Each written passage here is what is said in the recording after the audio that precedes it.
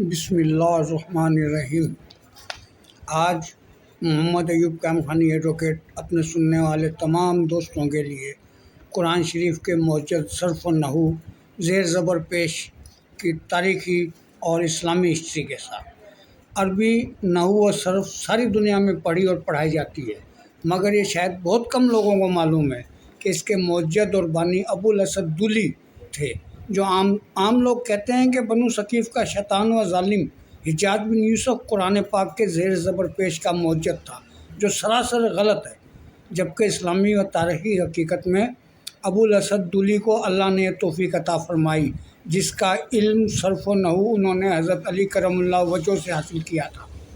آپ خلیفہ دوم کے وقت میں مدینہ تشریف لائے، پھر مسلسل خلیفہ دوم، خلیفہ سوم اور خلیفہ چہارم کی صحبت بابرکت میں رہے، اور ان تینوں خلفائے راشدین کے دور میں مختلف ممالک کے والی اور حاکم بھی رہے۔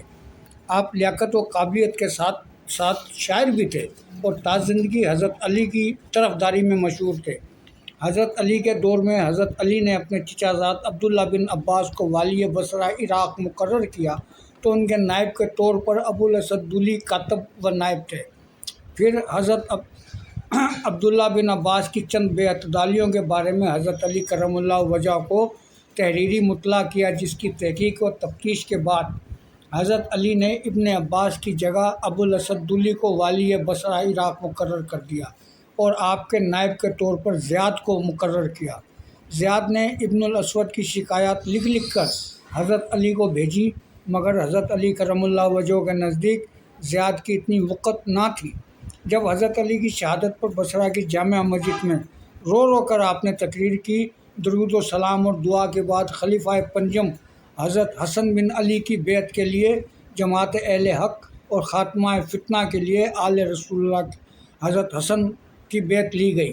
دوسرے سال جب خلیفہ پنجم حضرت امام حسن علیہ السلام مسلمانوں میں خون ریزی روکنے کی خاطر خلافت سے مستعفی ہو گئے، تو امیر معاویہ نے بشیر بن اسطاعت کو والی بصرہ مقرر کیا، مگر دولی نے کوئی منصب قبول نہ کیا، مگر بصرہ میں ہی رہ کر کھلم کھلا حضرت علی کی محبت اور طرفداری میں زندگی گزاری۔ بشیر کے بعد پھر عبداللہ بن عامر والی بصرہ بنے، اور پھر زیاد والی بصرہ مقرر ہوئے اور عراق کی حکومت سنبھال لی۔ زیاد ابن الاسود کی ماتحتی میں رہ چکا تھا، ان کی حضرت علی کی محبت سے بھی واقف تھا، مگر ان کی قابلیت کا بھی معترف تھا۔ ابو الاسد دولی حضرت امیر معاویہ سے بھی ملتے تھے، مگر نہ کبھی کوئی عہدہ قبول کیا، نہ ہی حضرت علی کی محبت سے دستبردار ہوئے۔ ایک مرتبہ امیر معاویہ کے پاس بیٹھے بات کر رہے تھے تو ابو الاسد دولی کی ہوا آواز کے ساتھ خارج ہو گئی۔ آپ نے امیر معاویہ سے عرض کی کہ کسی سے اس بات کا ذکر مت کرنا، لوگ میرا مذاق اڑائیں گے۔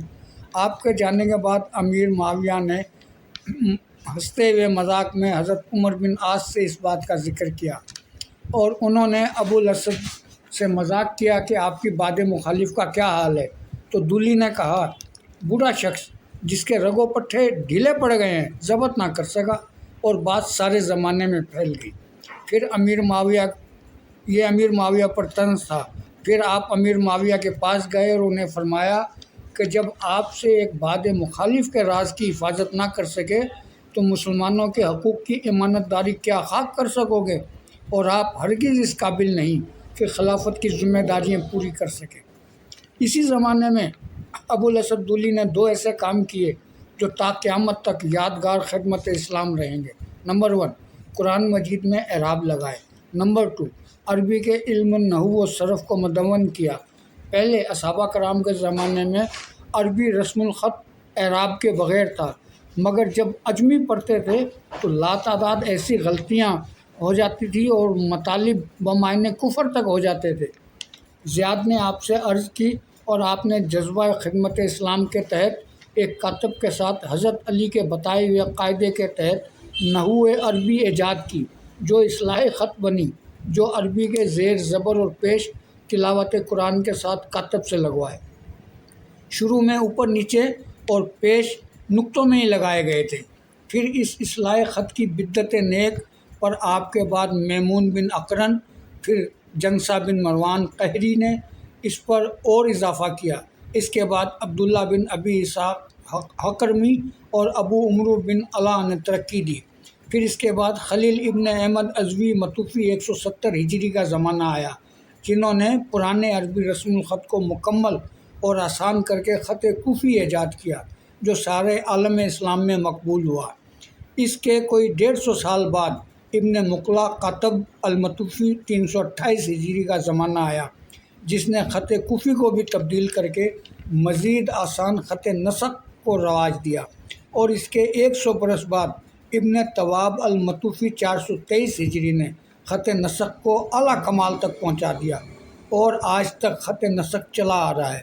اس کی ابتدا عاشق آل رسول اور غلام ابن غلام علی کرم اللہ وجہ ابن الاسود دلی المتوفی 69 ہجری نے حضرت علی کرم اللہ وجہ سے سیکھے گئے علم کے زیر سایہ زیر زبر پیش لگا کر تمام عالم اسلام کو ایک ہی طریقے سے عربی و عجمی تقسیم کر کے صحیح اور درست طریقے سے قرآن پاک پڑھنے کی راہ دکھائی۔